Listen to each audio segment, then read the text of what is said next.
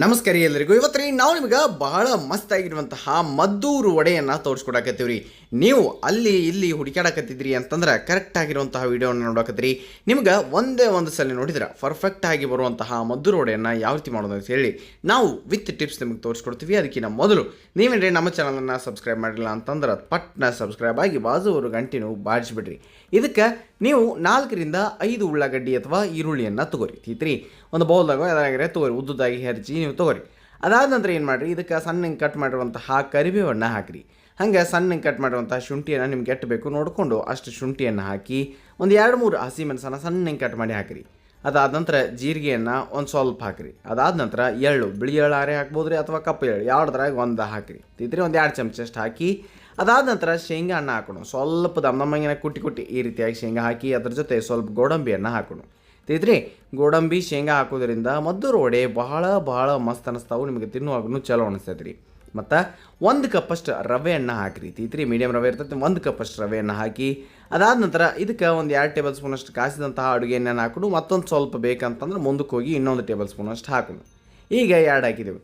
ಅದಾದ ನಂತರ ಏನು ಮಾಡಿರಿ, ಚಂದಂಗೆ ಇದನ್ನು ಮಿಕ್ಸ್ ಮಾಡಿರಿ. ರವೆ ಜೊತೆ ಈ ಈರುಳ್ಳಿ ಎಲ್ಲ ಸಮಾಧಾನಲೆ ಕುಡ್ಕೊಳ್ಳಿ. ಒಮ್ಮೆನ ಅಡಬಡಿಸಿ ಪೂರ್ತಿ ಎಲ್ಲನೂ ಮಿಕ್ಸ್ ಮಾಡೋಕ್ಕೆ ಹೋಗ್ಬಿಟ್ರಿ, ಒಂದಿಟ್ಟು ಸಮಾಧಾನಲೆ ಮಿಕ್ಸ್ ಮಾಡಿ.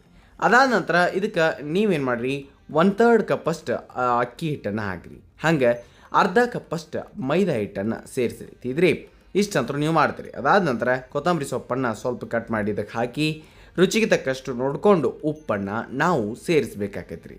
ಅದಾದ ನಂತರ ಇದಕ್ಕೆ ಆಪ್ಷನಲ್ ಬೇಕಂದ್ರೆ ಹಾಕ್ರಿ, ಇಲ್ಲಂತ ನಡಿತೈತಿ. 1 ಸ್ಪೂನಷ್ಟು ಕಡಲೆ ಹಿಟ್ಟನ್ನು ಹಾಕಿ 1 ಟೇಬಲ್ ಸ್ಪೂನಷ್ಟು ಕಡಲೆ ಹಿಟ್ಟನ್ನು ಹಾಕಿ ಅದನ್ನು ನಾವೆಲ್ಲನೂ ಮಿಕ್ಸ್ ಮಾಡಾಕತ್ತೀವಿ. ಈಗ ಏನು ಮಾಡಿರಿ, ಮಿಕ್ಸ್ ಆಗ್ಬೇಕಂತಂದ್ರೆ ಅದು ಚಲೋ ತಂಗಿ ಸಮಾಧಾನ ಆಗ್ಬೇಕು. ಅದಕ್ಕೆ ಅದನ್ನೆಲ್ಲ ತೆಗೆದು ಒಂದು ಪರಾತ್ನೆ ಹಾಕೊಂಡು ದೊಡ್ಡ ಪಾತ್ರೆ ಅಥವಾ ಯಾವ್ದಾರಾಗಿರೆ ಬುಟ್ಟಿಯಾಗಿರೆ ಹಾಕಿ ಇದನ್ನು ನೀವು ಕಲ್ಸಕ್ಕೆ ಶುರು ಮಾಡಿ. ಮೊದಲಿಗೆ ಡ್ರೈ ಮಿಕ್ಸ್ ಮಾಡೋದು ಭಾಳ ಇಂಪಾರ್ಟೆಂಟ್ ರೀ. ಅದಕ್ಕೆ ಹಂಗನ ನೀರು ಹಾಕ್ಲಾರ್ದ ಮಿಕ್ಸ್ ಮಾಡಿ ಆಮೇಲೆ ಇದಕ್ಕೆ ಸ್ವಲ್ಪ ನೀರನ್ನು ಚಿಮ್ಕಿಸ್ರಿ. ಎಷ್ಟು ಅಂತೇಳಿ ನೀವು ನೋಡಿದ್ರಲ್ಲ, ಸ್ವಲ್ಪ ನೀರನ್ನು ಚಿಮ್ಕಿಸಿ ಅದನ್ನು ಕಲ್ಸಕ್ಕೆ ಶುರು ಮಾಡಬೇಕಾಗೈತ್ರಿ. ಈರುಳ್ಳಿ ತಾನು ನೀರು ಬಿಟ್ಕೊಳ್ಳೋಂತ ಹೋಗ್ತಿರ್ತೈತಿ. ಅದಕ್ಕೆ ನೀವು ಭಾಳ ನೀರು ಹಾಕೋ ಅವಶ್ಯಕತೆ ಇರೋದಿಲ್ಲ. ಸ್ವಲ್ಪ ಈ ರೀತಿಯಾಗಿ 2 ಸಲ ನೀರು ಚಿಮ್ಕಿಸಿದ್ರಿ ಅಂತಂದ್ರೆ ಮುಗಿದು ಹೋಗ್ತೈತಿ ಕೆಲಸ. ಇಲ್ಲಿಗಿನ ನೀರು ಸಾಕಾಗ್ತೈತಿ ರೀ. ಈ ರೀತಿಯಾಗಿ ಅಂಟ್ಕೊಳ್ಬೇಕು. ಅಷ್ಟು ನೀವು ಬಂತು ಅಂತಂದ್ರೆ ಮುಗೀತು, ಇಷ್ಟ ನೀರು ಸಾಕಾಕೈತಿ ಅಂತೇಳಿ ನಿಮ್ಗೆ ಗೊತ್ತಾಗ್ತೈತಿ ರೀ. ನೋಡಿ ಈ ರೀತಿಯಾಗಿ ಅದರಿಂದ ಒಂದೊಂದು ಉಂಡಿಗತ್ತಲೆ ಮಾಡಿ ಇಟ್ಕೋರಿ. ಈ ರೀತಿಯಾಗಿ ಮಾಡಿ ಇಟ್ಕೊಂಡ್ರಿ ಅಂತಂದ್ರೆ ನಿಮಗೆ ಕೆಲಸ ಈಸಿ ಆಗ್ತೈತೆ ರೀ. ಮತ್ತು ಬರೋಬ್ಬರಿಯಾಗಿ ಮದ್ದೂರು ವಡೆ ಸಹ ಬರ್ತಾವೆ. ಇದಿಲ್ಲ ಈ ರೀತಿಯಾಗಿ ಕೈಯಿಂದ ನೋಡ್ಕೋರಿ, ಗೊತ್ತಾಗ್ಬಿಡ್ತೈತೆ ರೀ ನಿಮಗೆ. ಒಂದು ಸಲ ಬಂತು ಅಂತಂದ್ರೆ ಎಲ್ಲನೂ ಅದೇ ರೀತಿಯಾಗಿ ಬರ್ತಾವೆ. ಆಮೇಲೆ ಹಿಟ್ಟು ನೆನೆದಂಗೆ ಈರುಳ್ಳಿ ಸಹ ಒಳಗೆ ಬರೋಬ್ಬರಿಯಾಗಿ ಗಚ್ಚಿ ಕುಂತು ಬಿಡ್ತಾವೆ. ಅಷ್ಟು ಮಾಡ್ರೆ ಮುಗ್ದೋಯ್ತು. ಇನ್ನು ಇವನ್ನ ಎಲ್ಲನೂ ಒಮ್ಮೆ ಮಾಡ್ತಿರಲ್ಲ, ಇನ್ನು ಒಂದೊಂದು ಮದ್ದೂರು ವಡೆಯನ್ನು ನೀವು ಮಾಡ್ಕೊಳ್ಬೋದು. ಯಾವ ರೀತಿ ಮಾಡ್ಕೊಳ್ಬೋದು ಅಂತ ಹೇಳಿದ್ರೆ, ನೀವು ಈ ರೀತಿಯಾಗಿ ಕೆಳಗೆ ಶೀಟ್ ಕಾಣತೈತಿಲ್ಲ, ಈ ರೀತಿ ಶೀಟ್ ಆನ್ಲೈನ್ದಾಗ ಸಿಗ್ತಾವೆ, ಹೊರಗೂ ಸಿಗ್ತಾವೆ ರೀ. ಲಿಂಕ್ ಬೇಕಂದರೆ ವಿಡಿಯೋ ಹತ್ರ ಇರ್ತೈತೆ ರೀ, ಯೂಟ್ಯೂಬ್ದಾಗ ನಿಮಗೆ ಸಿಗ್ತೈತಿ ನಮ್ಮ ಚಾನಲ್ದಾಗ. ಆಮೇಲೆ ಅದಕ್ಕೆ ಏನು ಮಾಡಿರಿ, ಸ್ವಲ್ಪ ಶೀಟಿಗೆ ಎಣ್ಣೆಯನ್ನು ಹಚ್ಚಿ ಈ ರೀತಿಯಾಗಿ ಒಂದೊಂದು ಉಳ್ಳಿಯನ್ನು ಅಥವಾ ಉಂಡೆಯನ್ನು ತೊಗೊಂಡು ಕೈಯಿಂದ ಈ ರೀತಿ ಒಂದೇ ಸಲ ಅಷ್ಟೇ ಎಣ್ಣೆ ಹಚ್ಚಿರಿ, ಮತ್ತು ಮುಂದೇನು ಹಚ್ಚೋದು ಬೇಕಾಗಿಲ್ಲ. ಈ ರೀತಿಯಾಗಿ ಒರ್ತ್ಕೊತ ಹೋದ್ರಿ, ತಟ್ಕೊತ ಹೋದ್ರಿ ಅಂತಂದ್ರೆ ಮದ್ದೂರು ವಡೆ ಚಂದಂಗೆ ಬರ್ತೈತಿ. ಆರಾಮ್ ಸೀರಿಯಾಗಿ ಅದನ್ನು ತಕ್ಕೊಳ್ಬೋದು. ತಕ್ಕೊಂಡು ಆದ್ಮೇಲೆ ಏನು ಮಾಡ್ಬೋದು ರೀ, ಎಣ್ಣೆ ಕಾದಿರುವಂಥ ಎಣ್ಣೆ ಒಳಗೆ ಹೋಗಿ ಕರಿಬೋದು. ಎಣ್ಣೆ ಚಂದಂಗೆ ಕಾದಿರಬೇಕು. ಅದಾದ ನಂತರ ಇವನ್ನ ಹೋಗಿ ನೀವು ಹಾಕಿರಿ. ತಿದ್ರಿ ಅದಾದಮೇಲೆ ಸ್ವಲ್ಪ ಅದನ್ನು ಮುಟ್ಟಕ್ಕೆ ಹೋಗ್ಬೇಡ್ರಿ. ತನ್ನಿಂತಾನ ಅದು ಎದ್ದು ಮ್ಯಾಲೆ ಬರ್ತಾನೆ, ನೀವು ಅದಕ್ಕೆ ಏನು ಧಕ್ಕೆ ಹಚ್ಚಬೇಡಿ. ಅದಾದ ನಂತರ ಅದು ಎದ್ದು ಬರ್ತೈತಿಲ್ಲ, ಆವಾಗ ನೀವು ಇದನ್ನು ಹಿಂದ ಮುಂದೆ ಮ್ಯಾಲ ಕೆಳಗೆ ಆ ರೀತಿಯಾಗಿ ಮಾಡಿ ಚಲೋತ್ನಂಗೆ ಎಣ್ಣೆ ಒಳಗೆ ಕರಿಬೇಕು. ಪೂರ್ತಿ ಎಲ್ಲ ಗುಳ್ಳೆ ಕಡಿಮೆ ಆಗ್ತಾವ್ರಲ್ಲ, ಆವಾಗ ನೀವು ಇದನ್ನು ತೆಗಿಬೇಕಾಕೈತಿ. ಈಸಿಯಾಗಿ ಆರಾಮಾಗಿ ನೀವು ಸರಿಯಾಗಿ ಮಾಡ್ಕೊಳ್ಬೋದು ಅಂತಹ ಮದ್ದೂರು ವಡೆಯನ್ನು ತಪ್ಪಲಾರ್ದ ಟ್ರೈ ಮಾಡಿ. ಹಿಂಗೆ ನೀವು ಒಂದು ಹಾಕಿ ಕರಿತೀರೋ ಅಥವಾ 2-3 ಹಾಕ್ತಿರೋ 5-6 ಹಾಕ್ತಿರೋ ಅದು ನಿಮ್ಮ ಇಷ್ಟ ರೀ. ಫಸ್ಟ್ ಏನು ಮಾಡಿರಿ, ಒಂದು ಹಾಕ್ತಿರಲ್ಲ ಅದು ಸ್ವಲ್ಪ ಮ್ಯಾಲೆ ಬರುತ್ತಾನೆ ವೆಯ್ಟ್ ಮಾಡಿರಿ. ಅದಾದ ನಂತರ ಮತ್ತೊಂದು ಹಾಕಿರಿ, ಹಾಗೆ ಮತ್ತೊಂದು ಹಾಕಿರಿ, ಅದಾದ ನಂತರ ಮತ್ತೊಂದು. ಈ ರೀತಿಯಾಗಿ ನೀವು 3-4 ಒಮ್ಮೆ ಹಾಕಿ ಸಹ ಈ ಒಂದು ಎಣ್ಣೆ ಒಳಗೆ ಕರಿಬೋದು. ಇದರಿಂದ ನಿಮಗೆ ಜಲ್ದಿ ಸಹ ಆಗ್ತಾವ್ರಿ. ತಿಳ್ತಿರಲ್ಲ, ಇವನ್ನ ನಾವು ತೋರಿಸಿದ್ಕಿನ್ನ ನೀವು ಇನ್ನೂ ದೊಡ್ಡ ಮಾಡೋದಂತಂದ್ರೆ ದೊಡ್ಡ ಸಹ ಮಾಡ್ಕೊಳ್ಬೋದು ರೀ. ಇಷ್ಟ ಸಣ್ಣ ಮಾಡಬೇಕು ದೊಡ್ಡ ಮಾಡ್ಬೇಕಂತೇನಿಲ್ಲ. ಮನೆಯೊಳಗೆ ಮಾಡ್ತೈತಿಲ್ಲ ಅವು ಸ್ವಲ್ಪ ಈ ರೀತಿ ಸಣ್ಣ ಇದ್ರೂ ನಡಿತೈತಿ, ಭಾಳ ಚಲೋ ಆಗ್ತೈತಿ ರೀ. ಆಮೇಲೆ ಸಂಜೆ ಮುಂದೆ ಸ್ನ್ಯಾಕ್ಸಿಗೋ ಅಥವಾ ಮುಂಜಾನೆ ನಿಮಗೆ ಯಾವಾಗ ಬೇಕೋ ಆವಾಗ ಟೈಮ್ ಸಿಕ್ಕಾಗ ಮದ್ದೂರು ವಡೆಯನ್ನು ಮನೆಯೊಳಗನ ಅತಿ ಸುಲಭವಾಗಿ ಮಾಡ್ಕೊಳ್ಬೋದು ರೀ ಈ ವಿಧಾನದಾಗ.